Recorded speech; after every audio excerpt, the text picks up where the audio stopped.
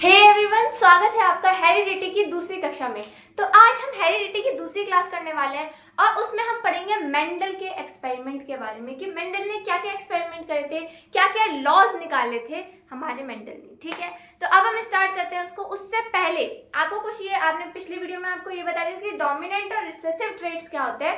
अब कुछ कैरेक्टर्स ऐसे हैं प्लांट्स में जिनको आपको देखना है कि डोमिनेंट कौन कौन से होते हैं, रिसेसिव कौन कौन से होते हैं, सिंपल याद करना है। ठीक है, तो कैरेक्टर कौन कौन से हैं? पहला कैरेक्टर है शेप ऑफ सीड, यानी कि सीड जो होता है ना, जो आप मटर का दाना खाते हैं, मटर के लिए ये मटर का जो दाना खाते हैं उसकी शेप कैसी है। तो एक हो सकती है राउंड शेप का, बिल्कुल गोल हो सकता है, और एक हो सकता है रिंकल सा, थोड़ा सा सिकुड़ा हुआ सा जो होता है। ठीक है, तो इसमें जो डोमिनेंट ट्रेट होता है वो होता है राउंड शेप का।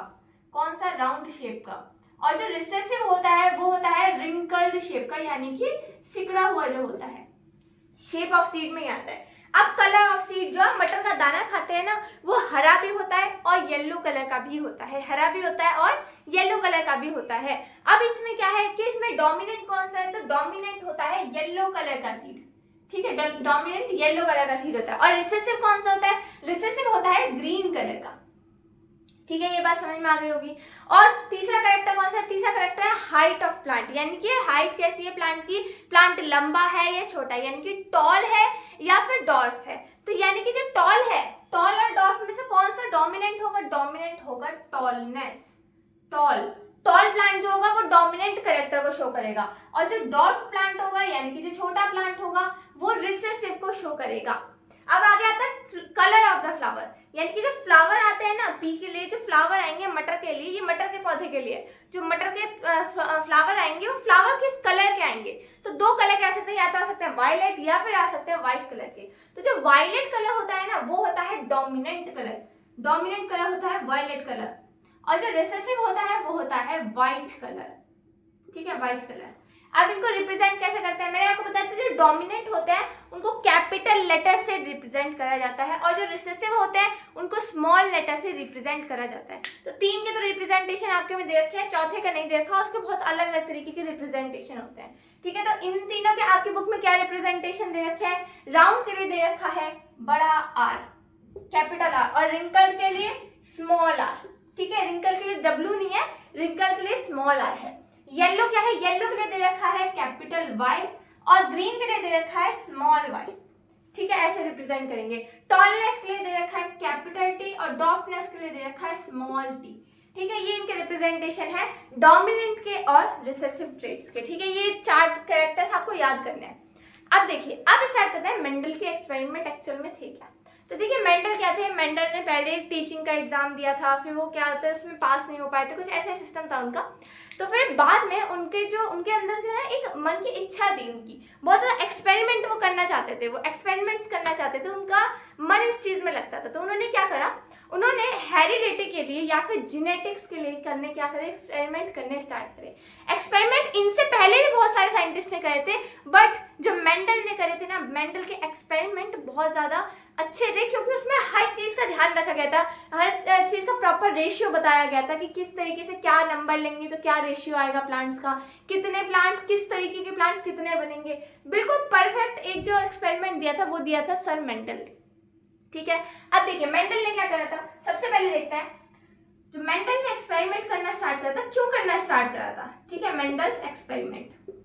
तो उन्होंने क्या कहा कि भाई जब दो नए प्लांट्स, कोई भी दो नए ऑर्गेनिज्म बनते हैं या कोई भी नया ऑर्गेनिज्म बनता है, तो क्या होता है, एक पेरेंट का जीन होता है उसके अंदर, एक मदर का होता है, यानी कि एक फादर का होता है, एक मदर का होता है। यानी कि क्रोमोसोम जो आते हैं वो हाफ नंबर दोनों से आते हैं, मदर से भी हाफ नंबर ऑफ क्रोमोसोम आता है, फादर से भी हाफ नंबर ऑफ क्रोमोसोम आते हैं। अब क्रोमोसोम के अंदर डीएनए है, डीएनए के अंदर जीन है, यानी कि हाफ नंबर ऑफ जीन, आधे जीन किससे आते हैं? आधे जीन आते हैं फादर से और आधे जीन आते हैं मदर से। ठीक है, आधे जीन आएंगे फादर से, आधे जीन आएंगे मदर से। अब उसने कहा कि अब देखो, अब इसमें क्या है, जीन का क्या है, कंट्रीब्यूशन जो है।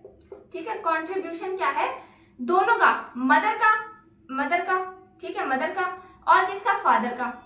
ठीक है, मदर का और फादर का कितना है, 50% है, यानी कि 50% मदर का कंट्रीब्यूशन है, 50% फादर का कंट्रीब्यूशन है ना। यानी कि जो एक कैरेक्टर आएगा उसके दो फॉर्म्स होंगे एक ऑर्गेनिज्म में। एक वो जो मदर से आया है और एक वो जो फादर से आया है। देखिए, जो इंसान बनने वाला है, जो नया बच्चा बनने वाला है, उसमें क्या होगा, उसमें ये कैरेक्टर होगा कि उसके पास बाल होने चाहिए, या उसके पास ये कैरेक्टर होगा कि उसके पास हाथ होने चाहिए। ठीक है, दोनों कैरेक्टर्स होंगे।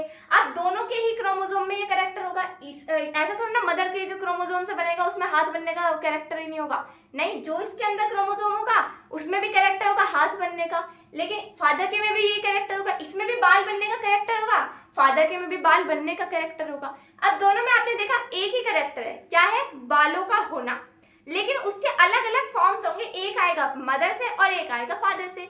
यानी कि क्या हुआ, हर जीन के हर जीन के क्या होगा, दो फॉर्म्स हो गए। ठीक है, दो फॉर्म्स हो गए। कौन कौन से हो गए, एक फॉर्म हो गई जो फादर से आई और एक फॉर्म हो गई जो मदर से आई।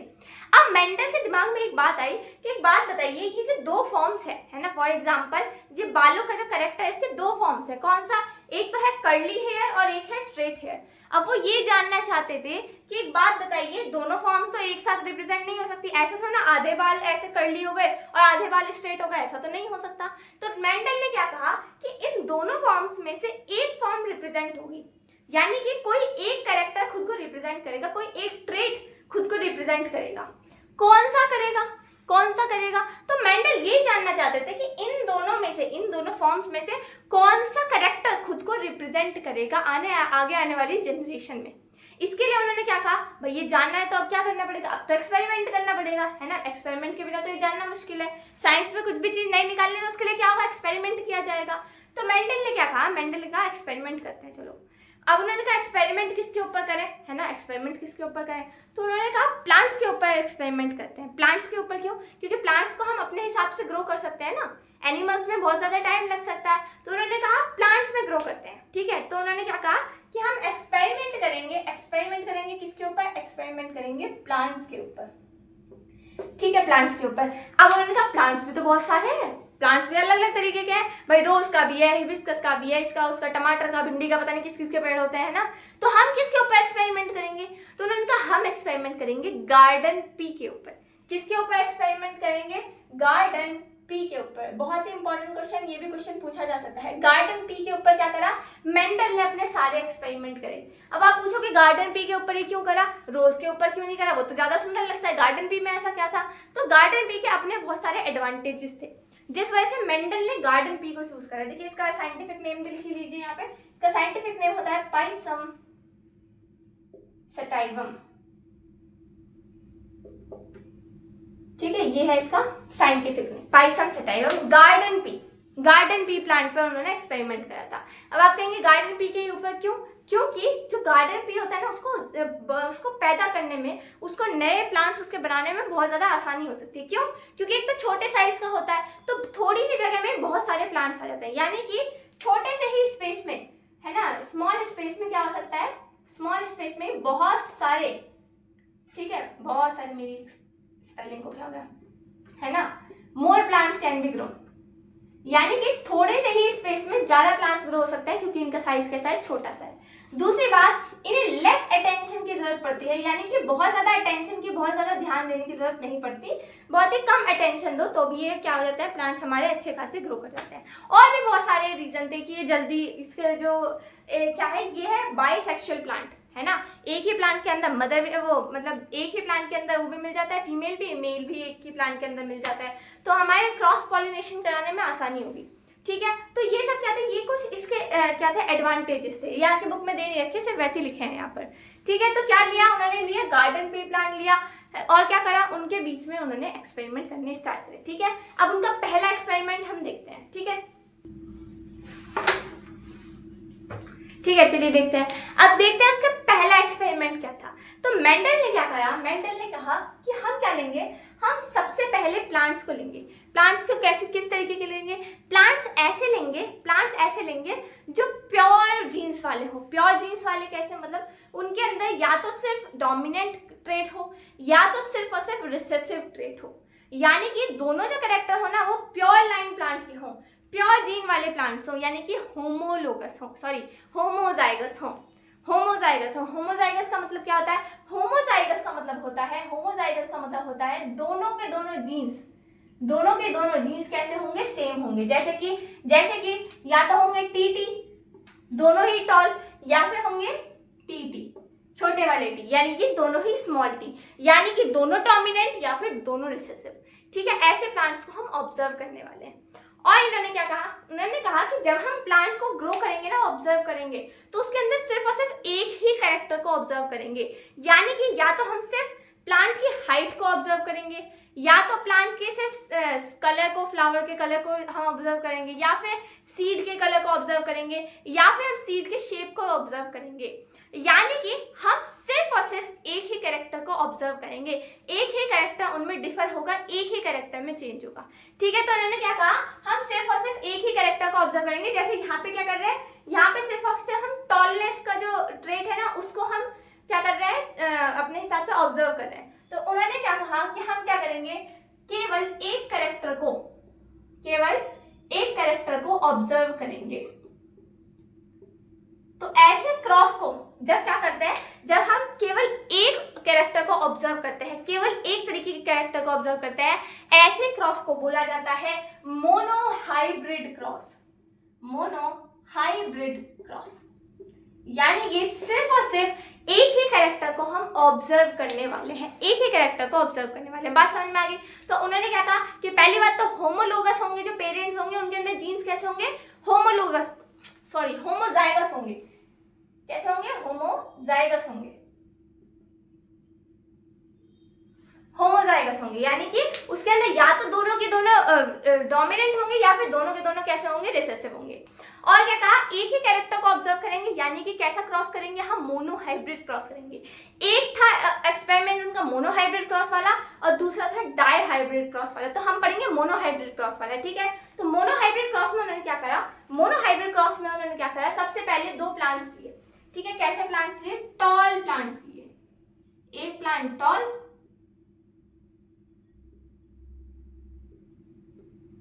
ठीक है, ये है टॉल प्लांट। और दूसरा कैसा लिया, दूसरा लिया उन्होंने डॉर्फ प्लांट, यानी कि जो साइज में छोटा था। ठीक है, अब ये कैसी जनरेशन है, ये है पेरेंट जनरेशन। पेरेंट जनरेशन में उन्होंने क्या कहा कि एक तो लेंगे हम टॉल प्लांट, और एक लेंगे हम डॉर्फ प्लांट। टॉल और डॉर्फ भी कैसे, दोनों के दोनों प्योर टॉल और प्योर डॉर्फ लेंगे, यानी कि इसके अंदर कैसे जीन्स होंगे, इसके अंदर होंगे जीन्स कैपिटल टी, यानी कि टॉल भी कैसा, डोमिनेंट वाला, और डॉर्फ में कैसे लेंगे, दोनों के दोनों रिसेसिव, है ना। डॉर्फ तो तभी बनेगा जब दोनों के दोनों रिसेसिव होंगे। अगर एक भी हमारा टॉलनेस का जीन अगर आ गया तो ये टॉल हो जाएगा। ठीक है, डॉर्फनेस के लिए क्या है, दोनों ही रिसेसिव जीन होने चाहिए। अब इन्होंने क्या कहा, हम इनमें करेंगे फर्टिलाइजेशन।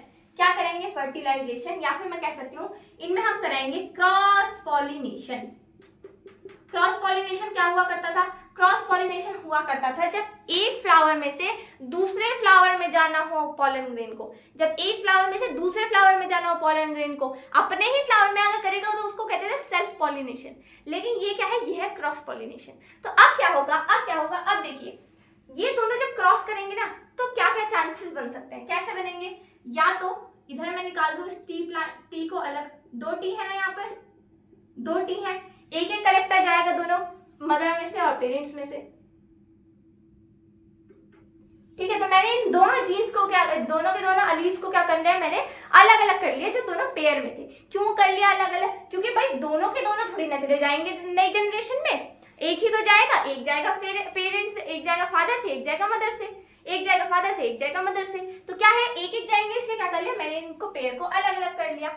अब क्या होगा, अब देखो क्या पॉसिबिलिटीज हो सकती हैं। ये वाला टी जो है ये इसके साथ क्रॉस करे, ठीक है, ये वाला टी इसके साथ क्रॉस करे, तो क्या बनेगा, एक बड़ा टी और एक छोटा टी। तो क्या बन गया, एक बड़ा टी और एक छोटा टी। ठीक है, ये बन गया। और दूसरा क्या करा, दूसरा भी इसी के साथ जैसे क्रॉस करेगा, जब इसके साथ दूसरा जो बचा हुआ ट्रेट है वो क्रॉस करेगा, बचा हुआ अलील जब क्रॉस करेगा, तो ये भी क्या बनाएगा, ये भी बड़ा टी स्मॉल टी, यानी कि ये भी कैसा बनाएगा, बड़ा टी और स्मॉल टी। यानी कि जब हमने दो प्योर लाइन वाले प्लांट्स को क्रॉस करवाया, तो क्या हुआ, दो मेरे पास बने मेरे नए नए प्लांट्स, उनमें क्या था, दोनों में ही टी टी, बड़ा टी स्मॉल टी, बड़ा टी स्मॉल टी, ऐसा उनका क्या था, ऐसे उनके अंदर जीन्स आ गए थे। अब जीन्स आ गए थे तो एक बात बताइए, जब यहाँ पे डोमिनेंट जीन प्रेजेंट है तो यहाँ पे जो प्लांट बनेगा वो टॉल बनेगा या डॉर्फ बनेगा? यहाँ पे जो प्लांट बनेगा वो टॉल बनेगा या डॉर्फ बनेगा? तो यहाँ पे जो प्लांट बनेगा वो बनेगा टॉल प्लांट। क्यों टॉल प्लांट बनेगा?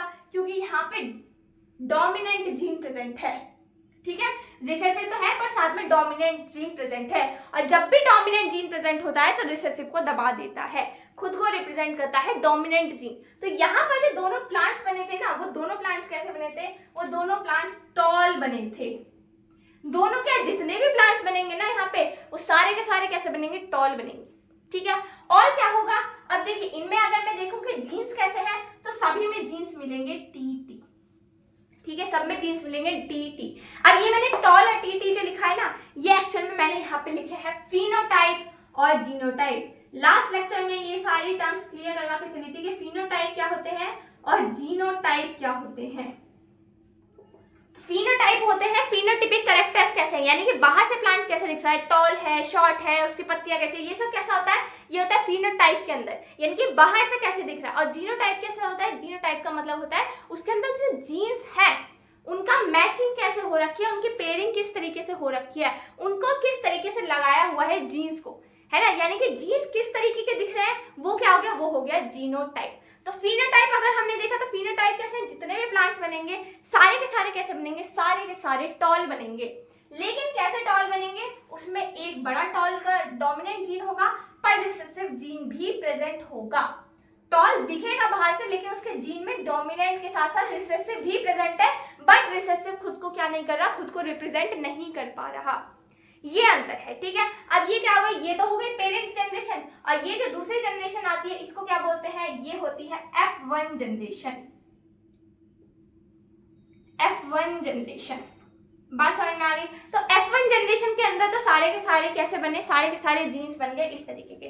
अब हमें क्या पता है, हमें तो ये पता है कि भाई डोमिनेंट रिसेसिव क्या होता है, क्योंकि मैंने आपको पहले से बता दिया था। लेकिन जब ये एक्सपेरिमेंट हो रहा था तब मेंडल को थोड़ी ना पता था कि डोमिनेंट और रिसेसिव क्या होते हैं। तो तब इसको देख करके उन्होंने कहा अच्छा, एक टॉलनेस वाला जीन खुद को रिप्रेजेंट कर रहा है, टॉलनेस वाला जीन खुद को रिप्रेजेंट कर रहा है, तो यानी कि इसके अंदर क्या होंगे, इसके अंदर जो डोमिनेंट जीन होगा वो होगा टॉलनेस का, जो डोमिनेंट जीन होगा वो होगा टॉलनेस का। क्यों होगा? क्योंकि टॉलनेस खुद को रिप्रेजेंट कर रही है, इसलिए वो क्या हो गया, डोमिनेंट जीन हो गया, ठीक है। अब आगे उन्होंने एक्सपेरिमेंट क्या करा, उन्होंने कहा यार ये तो सारे टॉल बन गए, तो रिसेसिव जीन गया कहाँ? उनको ये दिख थोड़ी ना रहे थे, जैसे मैं दिखा रही हूँ आपको कि टी और छोटा टी और बड़ा टी, उनको तो कुछ भी नहीं दिख रहा था, उनको तो सिर्फ प्लांट्स दिख रहे थे। अच्छा, प्लांट्स का रिजल्ट ऐसा आया, एक बड़ा बन गया, एक छोटा बन गया, इस तरीके के प्लांट बन गए, है ना। तो उनको तो क्या लग रहा था, उनको तो सिर्फ ये लग रहा था कि सारे के सारे जो हमारे प्लांट्स हैं वो देखने में टॉल है, तो डोमिनेंट जीन तो दिख रहा है, रिसेसिव जीन गया कहाँ,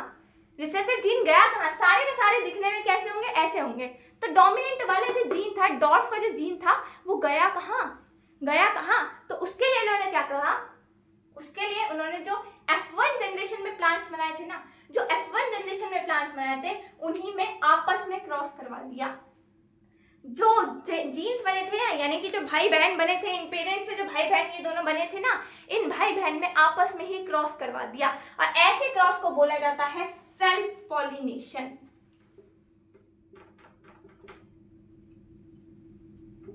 ठीक है, सेल्फ पॉलिनेशन। अब देखते हैं सेल्फ पॉलिनेशन में आगे क्या होगा, इसके अंदर किस तरीके से सेल्फ पॉलिनेशन करवाएंगे, ठीक है। इसके चार्ट आगे बनाते हैं, ओके। अब देखो आगे मेंडल ने क्या करा, जो F1 जनरेशन के प्लांट्स थे उन्हीं में क्या करवा दिया, सेल्फ पॉलिनेशन करवा दिया, ठीक है। अब देखते हैं इससे क्या क्या बन सकता है। तो देखिए अब हम पॉसिबिलिटीज निकालेंगे कि किस तरीके से ये जो जीन्स है ना, ये जो एलील्स है, ये किस तरीके से पेयर कर सकते हैं। तो देखिए यहाँ पे कितने हैं, यहाँ पे है एक टी बड़ा और एक टी छोटा, ठीक है, ये जीन है। और यहाँ पे कौन सा है, यहाँ पे भी एक टी बड़ा और एक टी छोटा, ठीक है। अब ये किस किस तरीके से पेयर कर सकते हैं वो हम करके देखते हैं। देखिए पहला वाला जो जीन है, एक पेरेंट जो है वो दूसरे पेरेंट के जीन से मैच करेगा, एक एलील जो है वो दूसरे पेरेंट के एलील से मैच करेगा। तो अब ये वाला एलील अगर मैं देखूं तो ये किस किस से क्रॉस कर सकता है, ये क्रॉस कर सकता है, पहली बात तो ये वाला कर सकता है इससे। तो अगर ये इससे क्रॉस करेगा, देखो अगर इसने इससे क्रॉस करा तो कौन सा, एक बड़ा टी है ना, एक बड़ा टी, इस तरीके का कुछ जीन बन गया। अब यही वाला अगर इससे ना क्रॉस करे, इससे क्रॉस करे तो क्या बनेगा, चलिए करके देखते हैं। इससे करेगा तो कैसा बनेगा, इससे क्रॉस करवा के देखते हैं। अगर इसने इससे क्रॉस करा तो देखो एक बड़ा टी एक छोटा टी, तो क्या बन गया, एक बड़ा टी और एक छोटा टी। ठीक है, सिमिलरली इसमें भी करके देखो। अब ये वाला जो है ये किससे पेयर हो सकता है, पहले ये इससे पेयर हो सकता है, ठीक है, ये वाला इससे पेयर हो सकता है, तो कैसा बनेगा, एक स्मॉल टी एक बड़ा टी, एक बड़ा टी एक स्मॉल टी, इस तरीके से बनेगा। और यही वाला जीन अगर इससे पेयर कर जाए तो, ये वाला जीन अगर इससे पेयर कर जाए तो कैसा बनेगा, छोटा टी और छोटा टी। ठीक है, ये बन गई हमारी F2 जनरेशन। ये जो 4 पॉसिबिलिटीज आई है ना, ये प्लांट्स बने हैं F2 जनरेशन के।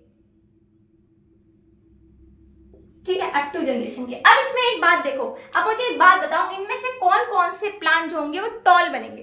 कौन कौन से टॉल बनेंगे भाई, जिसके अंदर डोमिनेंट वाला जीन होगा, यानी कि जिनके अंदर कैपिटल टी होगा, वो क्या बन जाएंगे, वो टॉल बन जाएंगे, क्योंकि डोमिनेंट खुद को हमेशा रिप्रेजेंट करता है। तो टॉल किस किस के अंदर है, ये तो दोनों ही टॉल है, तो ये तो पक्का से टॉल प्लांट बनेगा। ठीक है, अब इसके अंदर एक बड़ा टी है एक स्मॉल टी है, तो बड़ा टी तो है ना, डोमिनेंट है, तो वो खुद को रिप्रेजेंट करेगा, यानी कि ये भी टॉल बनेगा। ये वाले में भी एक टी है बड़ा वाला, यानी कि ये क्या करेगा, ये भी टॉल बनेगा।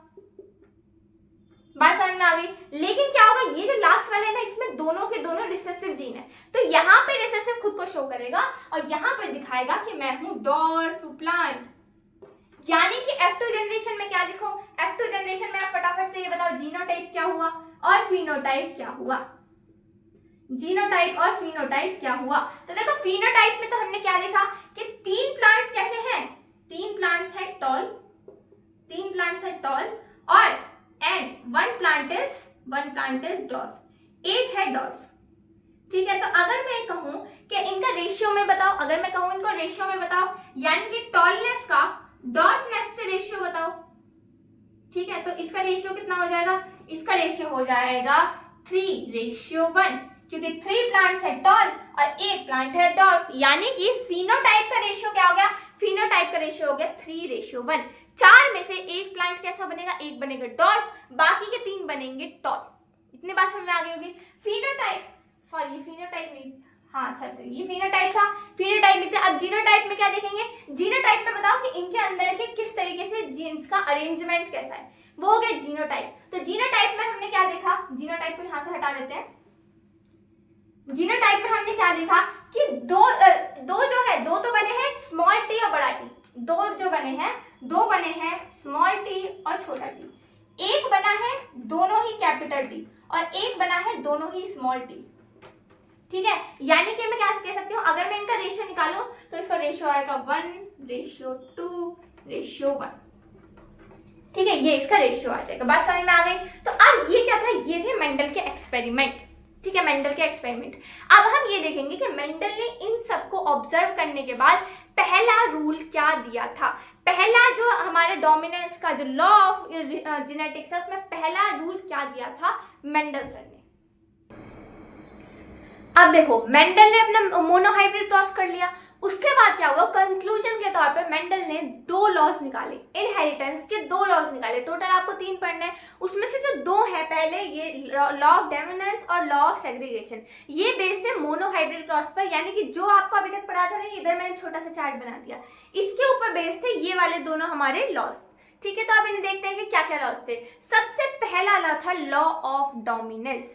लॉ ऑफ डोमिनेंस क्या था कि हमने देखा था, जो हमने पेरेंट्स लिए थे, तो पेरेंट में क्या लिया था, हमने लिया था pure line plant. Pure line plant का मतलब जिनके अंदर होमोलोगस क्रोमोसोम्स, होमोजाइगस क्या हो, होमोजाइगस हमारे अलील्स हो। होमोजाइगस अलील्स का क्या मतलब हुआ, होमोजाइगस अलील्स का मतलब है कि दोनों ही या तो डोमिनेंट हो या तो रिसेसिव हो, तो दोनों डोमिनेंट दोनों रिसेसिव, ऐसे वाले हमने पेरेंट्स लिए। यानी कि when 2 pure line plants are cross together, जब इन दोनों को हम क्रॉस करते हैं ना, तो क्या होता है, जितने भी प्लांट्स बनते हैं ना F1 जनरेशन के, F1 जनरेशन के जितने भी प्लांट्स बनते हैं, तो उसमें क्या होता है, F1 जनरेशन के जितने भी प्लांट्स होते हैं उसमें केवल और केवल एक कैरेक्टर शो होता है। कौन सा कैरेक्टर शो होता है, जो डोमिनेंट कैरेक्टर होता है। जैसे कि आपने इसमें देखा था कि जब हमने जो टॉल प्लांट थे, प्योर टॉल प्लांट्स थे, उनको प्योर डॉर्फ प्लांट से हम जब क्रॉस कर रहे थे, तो उसके बाद क्या होता है, जितने भी प्लांट्स बनते सारे टॉल बन रहे थे। ठीक है। तो क्या होता है जब इनको क्रॉस करा जाता है तो कोई एक कैरेक्टर पूरी की पूरी F1 जनरेशन में शो किया जाता है, और जो कैरेक्टर शो होता है ना उसी को हम डोमिनेंट कैरेक्टर बोल देते हैं। आपको तो पता है, ठीक है, आपको ये पता है कि डोमिनेंट और रिसेसिव कैरेक्टर क्या होते हैं, ठीक है। लेकिन एक बात बताइए, जब मेंडलसन ने पहली बार एक्सपेरिमेंट करा था क्या उनको पता था कि डोमिनेंट और रिसेसिव क्या होते हैं? नहीं, उनसे ही तो हमें पता लगा है, उनसे ही तो हमें पता लगा है कि डोमिनेंट ये होता है, रिसेसिव ये होता है। तो हमने तो पहले से जान लिया कि डोमिनेंट ये है, रिसेसिव ये है, इसलिए हमारे जानने के लिए ये क्या है, आसानी है। लेकिन जब मेंडलसन ने ये लॉ, जब ये एक्सपेरिमेंट करा था तो उन्होंने कहा जो भी ट्रेट, जो भी कैरेक्टर F1 जनरेशन में शो होगा वही डोमिनेंट होगा, जो भी शो होगा वही डोमिनेंट होगा। तो हमने क्या कहा, when two pure line plants are crossed together, then in the F1 progeny only dominant gene represents itself। यानी कि F1 प्रोजेनी में सिर्फ और सिर्फ डोमिनेंट कैरेक्टर को शो किया जाएगा, रिसेसिव कैरेक्टर शो नहीं होगा। रिसेसिव कैरेक्टर शो नहीं होगा तो क्या उसका अलील भी प्रेजेंट नहीं होगा? नहीं, अलील तो प्रेजेंट है, लेकिन क्योंकि उसके साथ जो डॉर्फ वाला प्लांट है उसके साथ टॉल का अलील प्रेजेंट है, तो टॉल वाला खुद को रिप्रेजेंट करेगा, हालांकि इसमें डॉर्फ वाले का भी अलील होगा।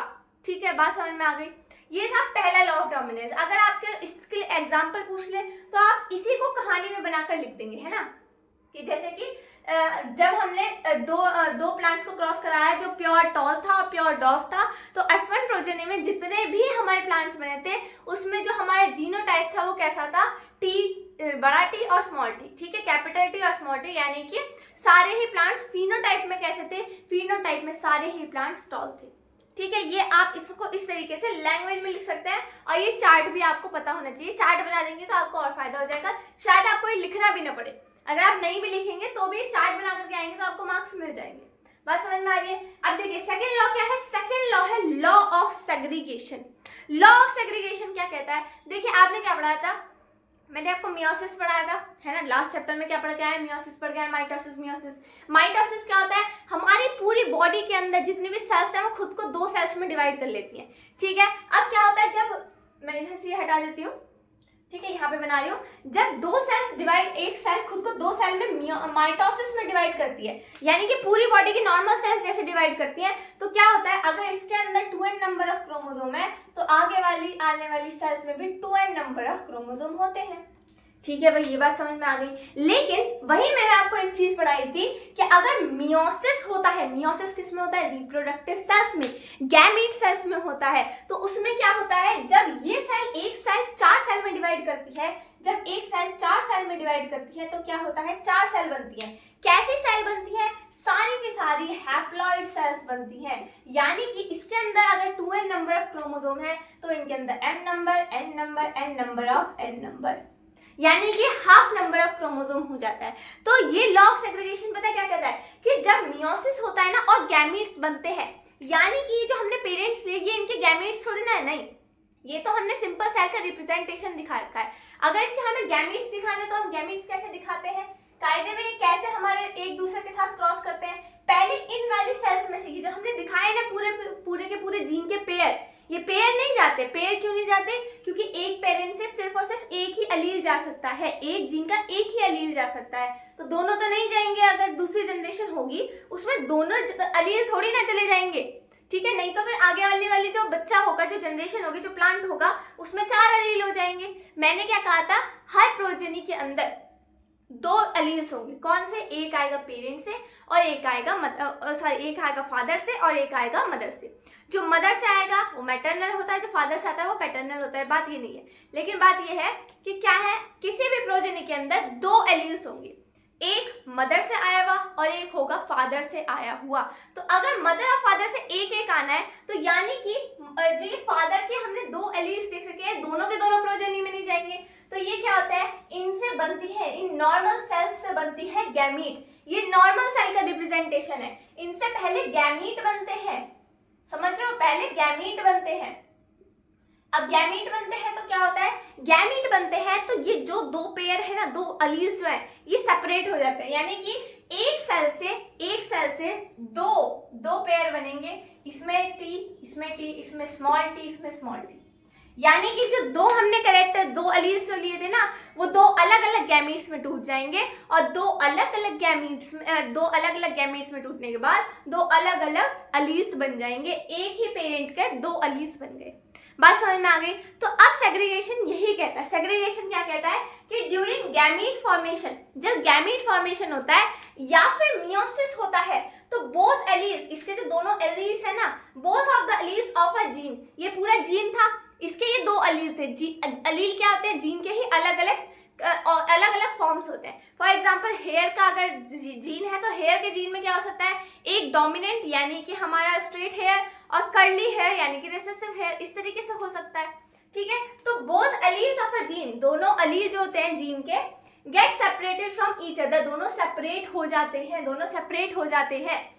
One gamete only contain one allele, यानी कि एक जो गैमीट होता है ना, उसके अंदर केवल और केवल एक ही अलील होता है। ये बात समझ में आ गई? लेकिन बात क्या है? But they do not lose their identity. ऐसा नहीं है कि ये दोनों अलग अलग हो गए तो इसका मतलब इनकी आइडेंटिटी खत्म हो गई, ये अपना काम ढंग से नहीं करेगा। नहीं, एक अलील भी अपना काम पूरी तरीके से करता है। ये दोनों ऐसा नहीं है कि हम साथ साथ है तो ही काम करेंगे, नहीं, हम साथ साथ नहीं, हम अलग अलग हो जाएंगे तो भी हम वही काम करेंगे जो हम पहले काम कर रहे थे। ये डोमिनेंट ही रहेगा, ये रिसेसिव ही रहेगा। इनके जो कैरेक्टर्स हैं, इनके जो काम है, उसमें कोई भी चेंज नहीं आएगा। तो बात समझ में आ गई? तो हमने क्या देखा? हमने आज देखी दो चीजें। क्या देखी? पहला देखा हमने मोनोहाइब्रिड क्रॉस। मोनोहाइब्रिड क्रॉस में क्या देखा कि जब दो पेयर्स को, दो प्योर लाइन प्लांट्स को हम क्रॉस करवाते हैं तो क्या होता है? जो F1 प्रोजेनी बनती है वो सारी की सारी एक जैसी बनती है, यानी कि उनमें केवल और केवल एक कैरेक्टर शो होता है और जो कैरेक्टर शो होता है उसको बोल दिया जाता है डोमिनेंट कैरेक्टर। और फिर हमने क्या देखा कि हमने देखा लॉ ऑफ सेग्रीगेशन क्या होता है। लेकिन उसके बाद क्या है, जैसे हमने F1 प्रोजेनी देखी थी, तो F1 प्रोजेनी में क्या आया था? F1 प्रोजेनी में ये प्लांट्स बने थे।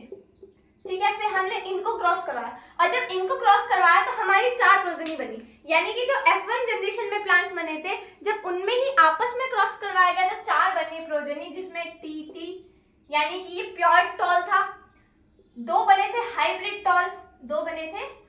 टॉल, इस तरीके से, और एक बना था प्योर डॉर्फ प्लांट, यानी कि 3 उसमें से टॉल थे और एक उसमें से कैसा था? डॉर्फ था। यानी कि इसका जो हम जीन का अगर हम वो देखें, रेशियो देखें, तो जीन का रेशियो क्या हो सकता है? यानी कि क्या कैसे जीनोटाइप तो कैसा होगा? 1:2:1, यानी कि एक क्या है? प्योर टॉल है, 2 हाइब्रिड टॉल है और एक है हमारा डॉर्फ, प्योर डॉर्फ प्लांट है। ठीक है, समझ में आ गई? और अगर हम इसका फिनोटाइप का रेशियो लिखें तो फिनोटाइप में कैसे? ये जो तीनों प्लांट्स हैं, ये तीनों कैसे हैं? ये दोनों है टॉल, यानी कि टॉल से अगर मैं शॉर्ट का रेशियो लिखूं तो फिनोटाइप हो जाएगा 3:1। इतनी बात समझ में आ गई? फिनोटाइप जीनोटाइप में अंतर होता है। फिनोटाइप जीनोटाइप याद रखना कि फिनोटाइप में जीनोटाइप का रेशियो मत लिखना और जीनोटाइप में फिनोटाइप का रेशियो मत लिखना। एक बार ये ध्यान रखना कि जीनोटाइप में जीन्स का रेशियो होता है। चाहे एक बार चार्ट बना के देख लेना, पर ये क्वेश्चन गलत मत करके आना। ठीक है, बात समझ में आ गई? उसके बाद इसके बेसिस पर मेंडलसन ने क्या दिए? मेंडलसन ने हमें 2 लॉ दिए। तीसरा लॉ बाद में पढ़ाएंगे, नेक्स्ट वीडियो में पढ़ाएंगे। पहले 2 लॉ दिए, लॉ ऑफ डोमिनेंस और law of segregation. Law of dominance में कहा कि F1 प्रोजेनी में केवल डोमिनेंट कैरेक्टर खुद को शो करता है, डोमिनेंट अलील शो होता है। और लॉ ऑफ सेग्रीगेशन में क्या हुआ कि जब गैमीट फॉर्मेशन होता है या फिर जब ये फर्टिलाइज करने वाले होते हैं तो उस दौरान क्या होता है? दोनों के दोनों जो हमारे अलील्स होते हैं एक जीन के, वो अलग अलग हो जाते हैं, बट फिर भी अपनी आइडेंटिटी को लूज नहीं करते, काम वैसे ही करते हैं जैसे वो पहले कर रहे थे। बात समझ में आ गई? अब देखिए, क्योंकि वो अपनी आइडेंटिटी लूज नहीं कर रहे, क्योंकि वो अपने कैरेक्टर्स को चेंज नहीं कर रहे, इसीलिए इसका एक नाम और होता है जिसको कहते हैं लॉ ऑफ प्योरिटी। ठीक है, चाहे कि अलग अलग भी हो जाए लेकिन जैसे के जैसे थे वैसे ही रहेंगे, हमारी क्वालिटी में कोई अंतर नहीं आएगी, प्योरिटी में कोई अंतर नहीं आएगा। बात समझ में आ गई? तो ये थे हमारे 2 लॉ ऑफ मेंडलसन के। ठीक है, इसके बाद है ना कुछ क्वेश्चन देखते हैं। ठीक है, फटाफट से देखिए, सबसे पहला क्वेश्चन क्या है? सबसे पहला क्वेश्चन है, blue colour flower plant denoted by capital B is crossbred by white color flower plants denoted by small b। ठीक है, तो इतना पढ़ा। सबसे पहले इनका क्रॉस बना करके देखते हैं। देखिए, इसमें क्रॉस बनाएंगे तो कैसे बनाएंगे? इसने कहा कि 2 हमने फ्लावर्स लिए हैं, है ना? फ्लावर के कलर बताए थे मैंने आपको कौन कौन से हो सकते हैं, व्हाइट और वायलेट हो सकता है। इसमें व्हाइट और ब्लू दे रखा है, लेकिन इसने बता रखा है कि कौन सा डोमिनेंट और कौन सा रिसेसिव है, क्योंकि इसने क्या दे रखा है, इसने कहा हमने ब्लू कलर के प्लांट को डिनोट करा है कैपिटल बी से, यानी कि ये कैसा है, ये है हमारा डोमिनेंट, क्योंकि कैपिटल में है, डोमिनेंट है, और कैसा है, ये है ब्लू वाला। ठीक है, अब ये क्या कह रहे हैं कि इसको किसके साथ क्रॉस किया, इसको क्रॉस किया हमने स्मॉल बी यानी कि व्हाइट प्लांट से, यानी कि ये डोमिनेंट, तो ये कैसा हो गया, ये हो गया रिसेसिव, क्योंकि इसमें दोनों के दोनों कैसे हैं, स्मॉल लेटर्स है। अब ये कह रहा है कि जब मैं इन दोनों को क्रॉस करूंगा, जब मैं इन दोनों को क्रॉस करूंगी, ठीक है, अब देखते हैं क्वेश्चन क्या है। अब क्वेश्चन क्या है, इन दोनों को जब मैंने क्रॉस करा तो state the colour of flower you expect in F1 generation plants. अब ये बात बता रहे हैं, ये पूछ रहा है कि F1 जनरेशन में जो प्लांट्स होंगे आप क्या एक्सपेक्ट करते हैं कि किस कलर के प्लांट्स, किस कलर के फ्लावर्स हमारी F1 जनरेशन में आएंगे। तो ये हमने देख रखा है कि लॉ ऑफ डोमिनेंस के अकॉर्डिंग क्या होता है, सबसे पहली जनरेशन में खुद को डोमिनेंट वाला जो कैरेक्टर होता है, डोमिनेंट वाला एलील जो होता है वो ही शो करता है, क्योंकि क्रॉस करने के बाद F1 प्रोजेनी जो होगी वो कुछ इस तरीके की दिखने वाली है, एक डोमिनेंट एक रिसेसिव, एक डोमिनेंट एक रिसेसिव, यानी कि डोमिनेंट वाला खुद को शो करेगा F1 जनरेशन में। तो F1 जनरेशन में जो डोमिनेंट है वो कौन सा है, ब्लू कलर का, यानी कि मैं कह सकती हूँ कि F1 जनरेशन में कौन सा कलर शो होगा, F1 जनरेशन में ब्लू कलर शो होगा फ्लावर्स का। बात समझ में आ गई। अब बी पार्ट देखिए, बी क्या कह रहा है, what must be percentage of white flowers in the F2 generation if plant of F1 are self pollinated। अब इसमें क्या कहा, अब ये जो मेरे प्लांट्स बने ना F1 जनरेशन के, इसने कहा मैंने इसमें ही अगर आपस में क्रॉस ब्रीड करवा दूं, सेम टू सेम वही क्रॉस है, बस आपको घुमाने के लिए इसमें अलग कैरेक्टर्स दे दिए, बी भी दे दिए, यही तो अगर यहाँ पे टीटी और स्मॉल टीटी होता तो वही सेम टू सेम वही बनता। ठीक है, तो जब इसमें क्रॉस करवाते हैं, इसमें क्रॉस करवाते हैं तो क्या होता है, 4 प्रोजेनी बन सकती हैं, 4 प्रोजेनी बन सकती हैं। कितनी बन सकती हैं, 4। कौन कौन सी बन सकती हैं, एक तो बन सकती है कैपिटल बी है ना, अगर बी इस बी से क्रॉस कर गया, अगर ये वाला बी छोटे वाले बी से क्रॉस कर गया तो कौन सी बनेगी, कैपिटल बी स्मॉल बी। अगर अब ये दोनों, ये तो क्रॉस कर गया दोनों से, अब इस वाले की बारी, अगर ये वाला स्मॉल बी अगर इस बड़े वाले बी से इस वाले कैपिटल बी से क्रॉस कर गया तो क्या बनेगा, कैपिटल बी स्मॉल बी। और अगर ये वाला स्मॉल बी किससे क्रॉस कर गया, इस वाले स्मॉल बी से, तो क्या बनेगा, स्मॉल बी और स्मॉल बी। तो ठीक है, तो कैसे बनेंगे, अब ये पूछ रहा है, अब ये कैसा होगा, ये होगा ब्लू, ठीक है, ये भी ब्लू और ये भी ब्लू। क्यों ब्लू होंगे, क्योंकि इसमें डोमिनेंट जीन प्रेजेंट है, एक भी डोमिनेंट हुआ तो वो खुद को शो कर देता है। अब ये कैसा है, ये है रिसेसिव, दोनों के दोनों रिसेसिव है, तो यानी कि ये कैसा हो जाएगा, व्हाइट कलर का, यानी कि 4 में से कितने व्हाइट कलर के फ्लावर्स हैं, 4 में से एक व्हाइट कलर का फ्लावर है, यानी कि 1/4। और इसके परसेंटेज निकालनी हो तो 100 से मल्टीप्लाई कर दूं, यानी कि 25% हमारे जो प्लांट्स होंगे वो व्हाइट बनने की हमारी पूरे के पूरे चांसेस है। ठीक है, व्हाइट बनने के 25% चांसेस है। अब चांसेस क्यों बोल रही हूँ मैं चांसेस इसलिए बोल रही हूँ क्योंकि ऐसा पक्का नहीं है कि ऐसे ही बनेंगे, है ना, ये तो पॉसिबल क्रॉस हो सकता है, पॉसिबल क्रॉस हो सकता है, अगर इसने ऐसा किया तो ऐसा बन सकता है। ठीक है, इसको एक रिप्रेजेंटेशन इसका और होता है, जैसे मैंने आपको इस तरीके से क्रॉस बना के दिखाया ना, इसको एक तरीके से और बनाया जाता है जिसको बोलते हैं पुनेट्स स्क्वायर। क्या बोलते हैं, इधर देखो, पुनेट्स स्क्वायर। ठीक है, ये कैसे बनाया जाता है, देखो जितने भी आपको जीन्स लेने हैं ना, जैसे यहाँ पे आपने 2 कैरेक्टर्स लिए हुए हैं और दोनों के पास आप दोनों कैरेक्टर्स में से, दोनों जीन्स में से आप 2 कैरेक्टर्स को क्या कर रहे हैं, ऑब्जर्व कर रहे हैं। तो आप एक स्क्वायर बनाइए, ठीक है, और उसके 4 हिस्से कर दीजिए। ठीक है, मैंने क्या बनाया, मैंने ये बनाया, इसके 4 हिस्से कर दिए। अब इधर क्या करा, मैंने एक जगह किसको शो कर दिया, मेल को, एक जगह मैंने फीमेल को और एक जगह मेल को मैंने शो कर दिया। ठीक है, अब मेल फीमेल तो यहाँ पे शो करने के लिए होता है क्योंकि एक मेल का होता है ना, एक फीमेल का। तो जो भी आपने कैरेक्टर्स लिए हैं उनको क्या करो, उनको यहाँ पे इस तरीके से प्लेस कर दो। फॉर एग्जाम्पल मैंने फीमेल के लिए थे टी। ठीक है, पहली वाली जनरेशन में मैंने ऐसे लिए थे, उसके बाद मैंने लिए थे स्मॉल टी और फिर लिए थे स्मॉल टी। अब इनको क्रॉस कैसे करते हैं, इनको क्रॉस करते हैं ऐसे, जो स्मॉल इधर वाले टी है ना, इससे स्टार्ट करेंगे ऊपर वाले से, पहले इसको इससे क्रॉस करो, फिर इस वाले को इससे क्रॉस करो। देखो जब मैं इसको इससे क्रॉस करूंगी तो क्या बनेगा, कैपिटल टी स्मॉल टी, तो मैंने यहाँ पे लिख दिया कैपिटल टी स्मॉल टी। इसको क्रॉस करा इस वाले से, पहले वाले को पहले वाले से। अब क्या करेंगे, अब करेंगे पहले वाले को यहाँ के दूसरे वाले से क्रॉस, ठीक है, पहले वाले को यहाँ के दूसरे वाले से क्रॉस, यानी कि कैपिटल टी स्मॉल टी, ऐसा ही बन जाएगा। बात समझ में आ गई। अब यहाँ से फिर क्रॉस करो capital T small T, capital T small T, और इधर से अगर मैं क्रॉस करूंगी तो ये भी कैसा बनेगा, कैपिटल टी और स्मॉल टी, ठीक है। तो आपने देखा, अब इसके अंदर आप देख सकते हो कि पॉसिबल कितने हैं। अगर इनका हम पॉसिबल मैचिंग देखें तो पॉसिबल मैचिंग ये हो सकती है, 4 ज्यादा से ज्यादा मैचिंग पॉसिबल हो सकती है, और चारों की चारों एक जैसी बनेंगी। यानी कि मैंने यही कहा था ना, F1 जनरेशन में सारे एक जैसे बनते हैं, तो पॉसिबल यही है बनने के लिए। अब अगर यही मैं बनाऊं, यही वाला मैं ब्लॉक बनाऊं सेकेंड वाले क्रॉस के लिए, यानी कि जब मैंने F1 जनरेशन के प्लांट्स को आपस में क्रॉस करा था, तो वो कैसे बनाऊंगी। तो सेकेंड जनरेशन में क्या हुआ था, सेकेंड जनरेशन में था फीमेल में भी T, capital T small T, और जो हमारा मेल था उसमें भी क्या था, कैपिटल टी और स्मॉल टी, ठीक है।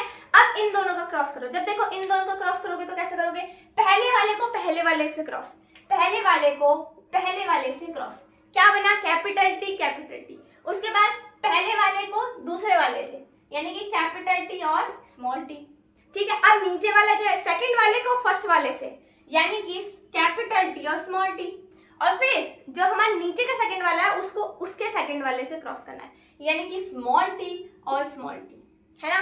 अब ये क्या बता रहा है, अब इसने आपको सारे पॉसिबल जितने भी हो सकते हैं ना वो सब बता दिए कि पॉसिबल हमारे क्या होंगे, पॉसिबल हमारा जीनोटाइप क्या हो सकता है। बात समझ में आ गई। तो इसको बोला जाता है, इसको ये जो हमने बनाया ना स्क्वायर, इसको बोला जाता है पुनेट्स स्क्वायर। इसके थ्रू हम ये जान सकते हैं कि कितने पॉसिबल क्या हो सकता है, मैचिंग हो सकती है हमारे जीन्स की। ये बात समझ में आ गई होगी। अब नेक्स्ट क्वेश्चन देखते हैं। नेक्स्ट क्वेश्चन क्या है, name the plant Mendel used for his experiment. Mendel ने कौन सा प्लांट यूज किया था, तो मेंडल ने यूज किया था पी प्लांट, या फिर मैं कह सकती हूँ गार्डन पी प्लांट। और इसका साइंटिफिक नेम क्या था, इसका साइंटिफिक नेम था पाइसम सटाइवम।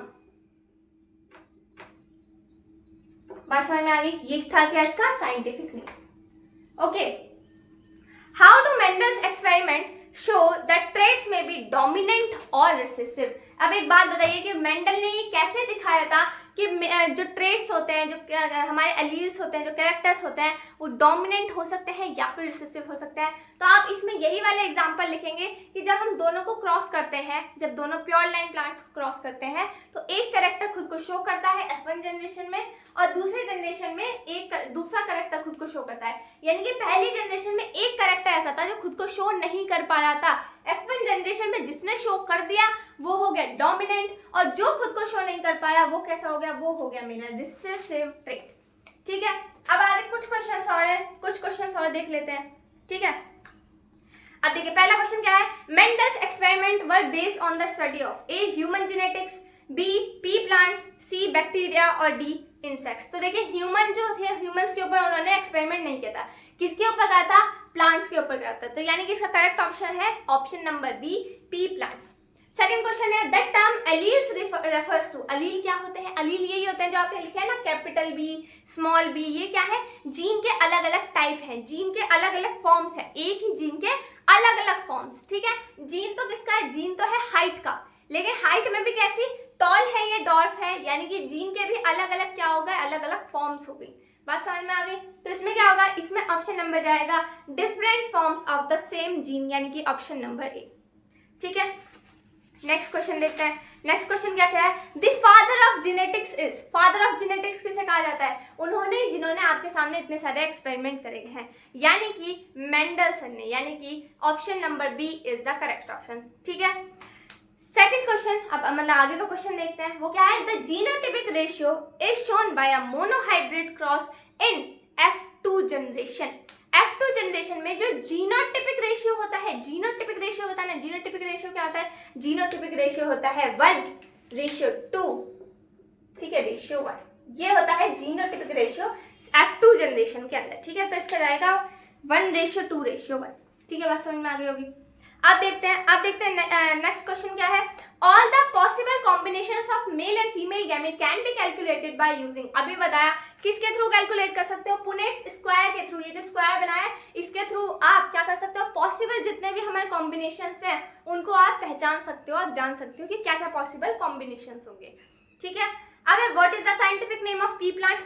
सिंपल सी बात है, पाइसम सटाइवम लिख ही रखा है यहाँ पे। ठीक है, Mendel's law also known as, Mendel's के लॉज को और क्या क्या बोला जाता है? इनको बोला जाता है लॉ ऑफ इनहेरिटेंस, यानी कि option number D is the correct option. Law of inheritance भी मेंडल्स के लॉ को कहा जाता है। ठीक है, number of chromosomes in the human is, human की सेल में जो हमारे ह्यूमन नॉर्मल सेल जो होती है उसके अंदर कितने क्रोमोसोम होते हैं? सोमेटिक सेल के अंदर 46 नंबर ऑफ क्रोमोसोम होते हैं। और अगर यही ये पूछ ले कि मियोटिक सेल्स जो होते हैं या फिर हम कह सकते हैं गैमीट सेल्स जो होती हैं उसके अंदर कितने क्रोमोसोम्स होते हैं, तो उसके अंदर ह्यूमन के अंदर 23 नंबर ऑफ क्रोमोसोम होते हैं। पेयर नहीं, 23 नंबर ऑफ क्रोमोसोम होते हैं। उसके अंदर जो हमारी सोमेटिक सेल्स होती है उनके अंदर 23 पेयर्स ऑफ क्रोमोसोम होते हैं। बात समझ में आ गई? The recessive trait in garden pea is, है ना, अच्छा क्वेश्चन है कि रिसेसिव ट्रेट इनमें से क्या है? तो tall stem, wrinkled seed, round seed, या फिर हमारे क्या है ब्लू कलर के प्लांट्स या फिर वॉयलेट कलर के प्लांट्स। तो देखिए टॉल अभी दिखाया, टॉल तो क्या होता है? टॉल तो डोमिनेंट होता है। राउंड सीड्स भी आपको स्टार्टिंग में बताया था कैसे होते हैं, हमारे डोमिनेंट होते हैं। और क्या बोला था? और जो हमारे वॉयलेट कलर के फ्लावर्स होते हैं वो भी कैसे होते हैं? डोमिनेंट होते हैं। यानी कि जो रिसेसिव ट्रेट है वो क्या है? रिंकल्ड सीड है, यानी कि सिकुड़ा हुआ जो हमारा मटर का दाना है वो सिकुड़ा हुआ है, तो वो क्या है? वो है डोमिनेंट, सॉरी वो है recessive. In the first generation cross of long and short pea plant give long pea plant and second generation will give, यानी कि ये कह रहा है कि जब हमने इन प्लांट्स को, प्योर लाइन प्लांट्स को क्रॉस करा था तो F1 जनरेशन में केवल और केवल कैसे दिखे थे? टॉल प्लांट्स दिखे थे। लेकिन अब ये पूछा है कि F2 जनरेशन में क्या होगा? तो F2 जनरेशन में दोनों दिखेंगे, टॉल भी दिखेंगे, डॉर्फ भी दिखेंगे, यानी कि इसका ऑप्शन नंबर सही है, ऑप्शन नंबर ए।